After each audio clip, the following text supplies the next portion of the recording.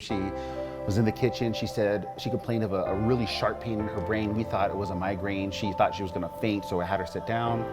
She started getting sick and she fainted on her bed. And right before she fainted, she says, I need to go to the hospital. At the time, it wasn't scary. I just knew I was sick and I just wanted someone to help me. I told my dad I had to go to the hospital, and that's like it.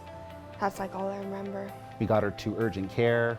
From there, we went to an emergency room, and that's when they did a CAT scan and realized that she had a brain bleed and she needed immediate attention. And UNM, the neurosurgeon team there, was the only one apparently in the whole state that could do that kind of work. Really went from, okay, well, her blood sugar's high, thinking it might be onset diabetes. So, I'm still concerned, but just checking in. All along, it's going from, oh, now IVs, now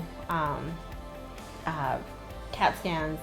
And then the last thing was, so she has a brain bleed and they're flying her to UNM. Can you meet her there? Arterial venous tissue, an AVM, this is what they called it. Like a bird's nest is kind of how they explained it to me. So just a lot of veins and just kind of mixed and tangled in. Something she was born with. Well, they said it was really located close to her brainstem, so the risk was if it ruptured, that could be catastrophic.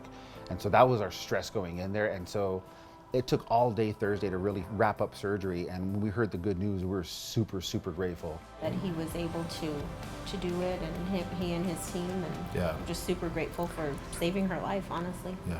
According to Dr. Carlson, her recovery is remarkable. She can walk on her own, but she still lacks a little balance. So, I mean, it's nice to see after a few weeks that we've been home that she's progressing so well. We always had great confidence that they're going to do the right thing. Everyone down to the physician's assistants and the nurses that work for him just gave us great confidence that this is something they could do. They don't see it all the time, especially with her age, but that they have experience doing this sort of surgery. I think it's just left us to really appreciate everybody, people in our lives. Yeah. Appreciate every day, not take anything for granted. Yeah, it has made me a lot more appreciative.